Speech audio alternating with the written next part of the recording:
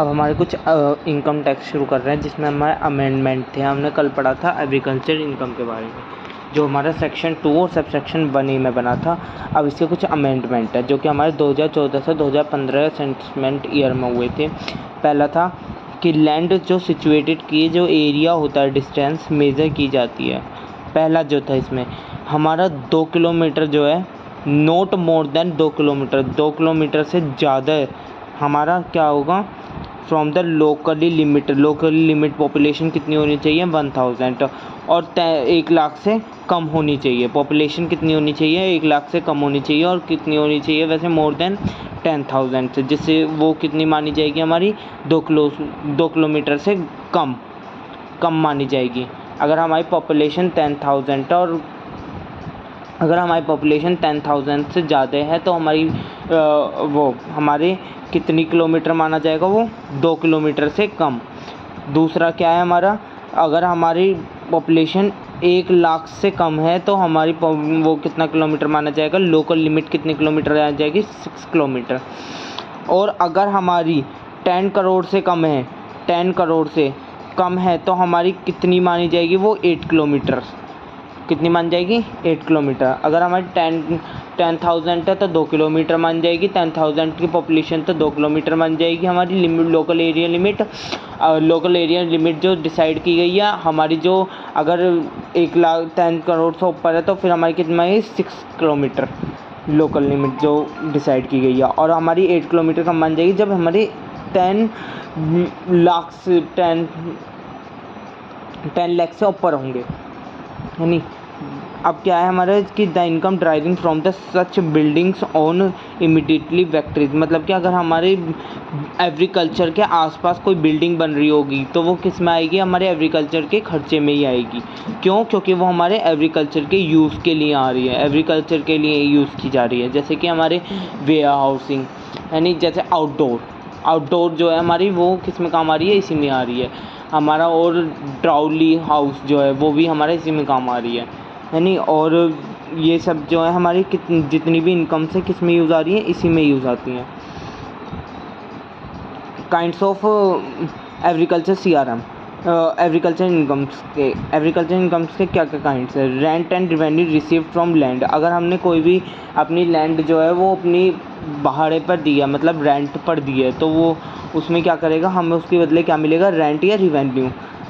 अगर हमने अपनी लैंड किसी को उसके लिए दिया है, मतलब खेती करने के लिए दिया, एग्रीकल्चर ही करने के दिए थे, उसकी जगह पे हमें क्या क्या मिलेगा, रेंट या रिवेन्यू मिलेगा। Income from carrying agriculture activities of land, हमारी इनकम जो है, अगर हमारी एक्टिविटी जो हो रही है एग्रीकल्चर लैंड पर, वो जो हमारी लैंड पर एक्टिविटी हो रही है वो एग्रीकल्चर ही हो रही है, तो उस पर भी हमें क्या होगी, इनकम प्रोवाइडिंग होगी। Income from activities carry out to make agriculture proceeding marketable, हम जब हमारा जो हमने उस लैंड पर प्रोड्यूस किया है उससे हम क्या करेंगे, जब हमारा वो फिट हो जाएगा मार्केट में देने के लिए, उसके बाद क्या करेंगे, हम उसे सेल आउट कर देंगे। हमारा कल्टीवेटर क्या करेगा, उसे सेल्स आउट कर देगा। जब हमारा वो फिट फॉर हो जाएगा मार्केट में, तो हमारा मार्केट से वो किसान क्या करेगा, उसे जाकर सेल आउट कर देगा बाज़ार में। ठीक है। Income from buildings use for agriculture purpose, अगर एग्रीकल्चर पर्पस के लिए कोई बिल्डिंग यूज़ हो रही है तो वो किस में आएगी, एग्रीकल्चर पर्पस में ही ऐड ऑन होगी। दूसरा, other agriculture income of rent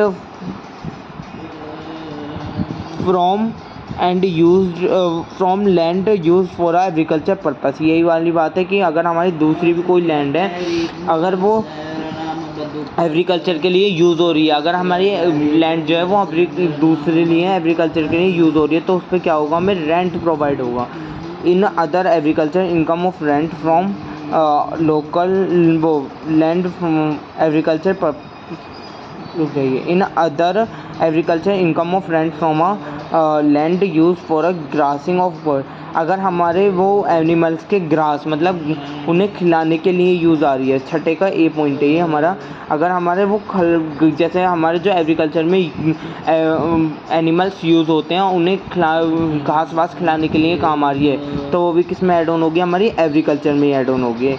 if the land is more grassy against the loan, then rent from the land used to the agriculture purpose, the maximum purpose, हमारे दोनों purpose के लिए use हो रही है और उस पर हमें क्या चाहिए, लोन चाहिएगा। लोन्स के अगेंस्ट होती है वो, जो कि हमारी ग्रास हो, जैसे कि हमें जो एनिमल्स हमारे एग्रीकल्चर में काम आ रहे हैं, एग्रीकल्चर के लिए यूज़ आ रहे हैं, वो हमारी क्या होगी, उस पर हमें कोई टैक्सेशन नहीं देना पड़ेगा, उस पर हमें कोई लोन नहीं लेना पड़ेगा। जैसे कि हमारी क्या नाम है, अगर वो हमारी एग्रीकल्चर के रूप में नहीं आ रही, एग्रीकल्चर की पर्ची अगर उस पर नहीं है, तो वो क्या करेगी, हमारी कॉमर्शियल लैंड, जैसे कि उस पर हमारा क्या करेगा, उस इनकम पे क्या करेगा, हमारा टैक्सेशन कटेगा। अगर हमारी एग्रीकल्चर के उस पर होगी तो हमारे ये सारे काइंड्स जो हैं, जितने भी हमारे काइंड्स हैं, वो सब क्या करेंगे, उन पर हमारी क्या होगी, टैक्सेशन नहीं कटेगा। एग्रीकल्चर पर्पस में ही क्या होगा, वो ऐड ऑन होगा।